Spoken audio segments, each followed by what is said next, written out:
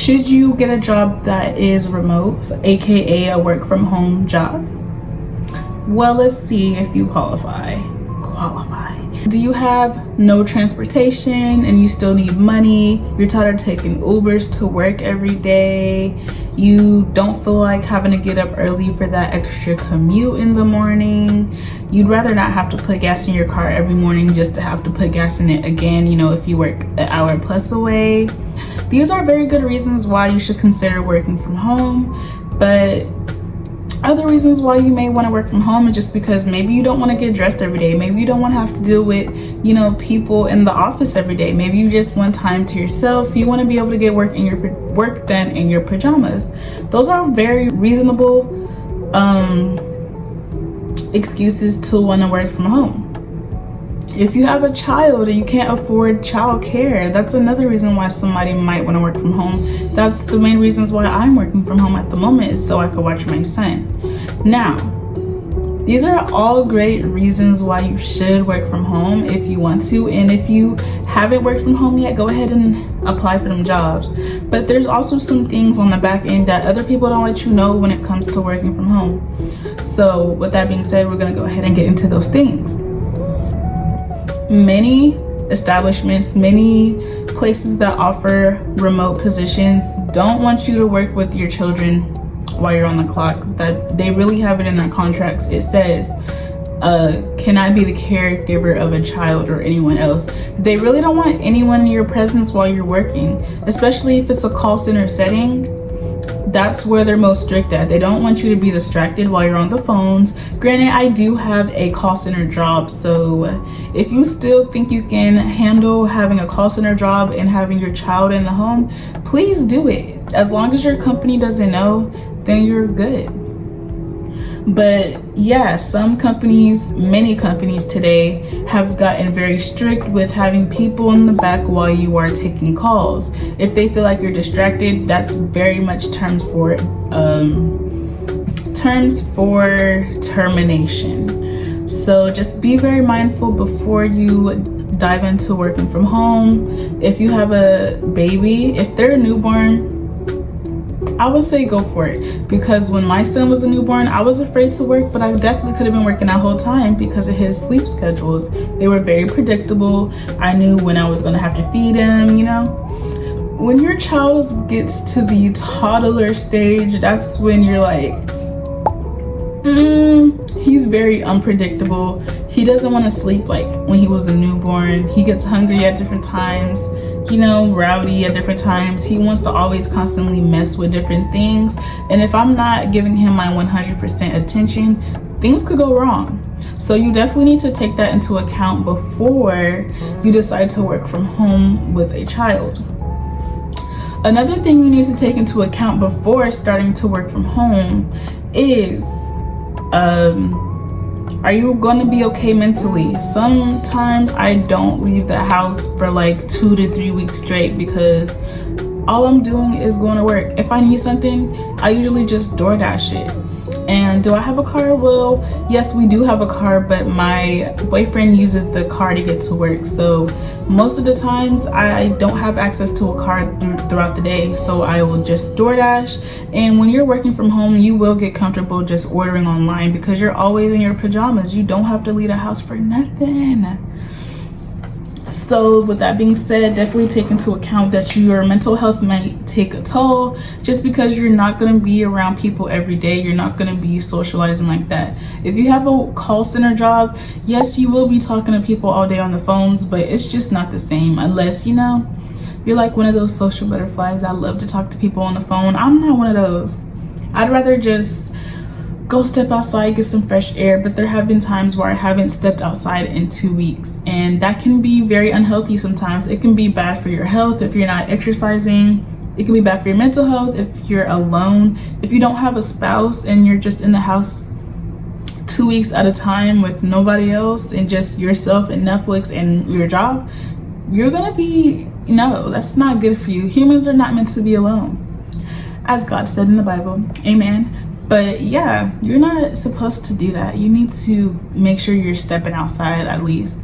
So take that into account as well if you're planning on getting a work from home job, or if you're wanting to know. If you have a history of mental health issues, this can definitely affect your mental health in a negative way. But if you're taking the steps to make sure that doesn't happen, then you should be fine. Which means, you know, going outside, even on your breaks sometimes.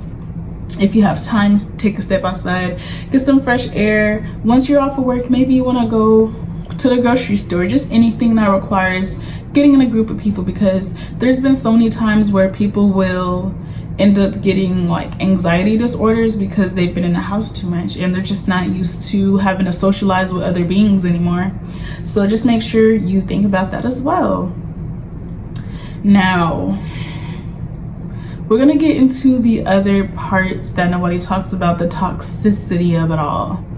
Because think about it, you're at home, they can't really see what you're doing. The only way they can see what you're doing is if, you know, it's logged on their time clocks, if you have that type of position. Now, if you have a different position where you have the freedom to go anywhere, you just type and do whatever, you don't have to take no phone calls, your experience might be a lot different.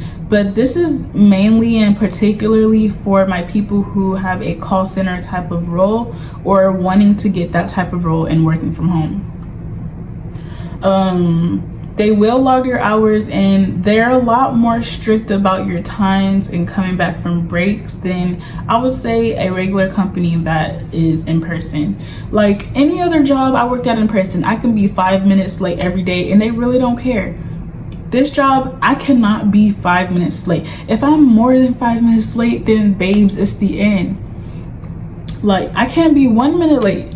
That's not no way to live. And with me having my son home, there's times where I'm a couple minutes behind on my break or late from my break, and that can cost me my job, my productivity rates. Like, that's another downside to working from home. They're a lot more strict when it comes to your break time. They expect you to take your break, be back exactly on the minute, on the dot, no minute less, no minute. You know what I'm saying? They want you to be perfect, which is impossible because we're not robots. But yeah, you need to take that into account. They're a lot more strict with work from home jobs. I know you've seen so many different TikToks and reels and shorts about people who work from home and they don't be doing shit, they just be eating. And some jobs are like that. I had a job like that when I was pregnant. Bruh, I only got like 5 phone calls a day. I was chilling for the most part. But with this job that I have right now, it's definitely not like that. They're very demanding, very strict, very on top of it. You gotta be everything. You gotta be perfect, which I'm far from perfect. And I wish my job could give us a little bit more leniency when it came to the times and stuff like that.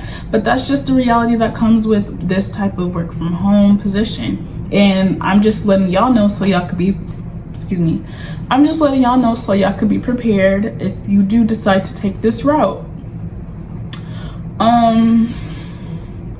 Another con would be not being able to spend as much time with my child. Like I said, a great reason for getting a work from home job is because you get to have that free childcare. You get to work from home with your child. But a downside is you don't get to spend that quality time with your kid until after you get off of work. And I don't know about y'all, but closing the door in my son's face and then just to come in the other room and I could hear him in the other room, you know, crying, sometimes it makes me feel guilty as a parent, as a mother. I feel like I'm not giving him enough time and attention. I feel like I could see it in his eyes sometimes, like, you know, I hate that I have to do this every single day, close him in a room so I could work this job, but you know, it just has to be done. But yeah, if you're wanting to do this because you have a child and you want to be able to make money from home and watch your kid, just take into account you might be losing out on a lot of quality time between you and your child. And yes, you do have the end of the day, but sometimes at the end of the day, it's even hard to spend time with your kid because you just want to relax. Like, I feel like the only differences between working from home and working at an in-person job is the fact that one is at home. Like, you could do one in your PJs and the other one just requires a commute. That's, to me, that's like the biggest set apart is the commute. and obviously the free childcare, and obviously saving money on gas. But that all ties into the commute to me, okay? But yeah, just take these things into account before you decide, do I really want to work from home or not? And if you had worked from home before and you're wondering, how can I do it again? What things can I do to make sure I get better this time? If you're really wanting to work from home, you just got to make sure you have a daily routine. Like, make sure you're waking up way before it's time for your shift. Don't be waking up no 5 minutes before you got to clock in, because you're going to be all over the place. It's not going to be a good day. You're going to feel lazy, all that. Make sure you're waking up at least, I wake up probably like 2-3 hours before my shift. Probably 2 hours, but 2 hours before my shift, I make sure I probably get a little workout in. I make sure, I make sure my son is situated. I make sure his breakfast and stuff is ready, his diapers changed way before it's time for me to clock in, because when you do that, it sets the rest of your day up for success. And if you feel like you can't do that, then maybe you should not work from home. Maybe you should continue to work in person. And I believe this is all I have for you guys. If you do want another video about, how it is to work remotely, or if y'all have any more questions, please let me know down below. And this will conclude the video. Thank you so much for watching to the end, and I'll see y'all in the next one. Ciao.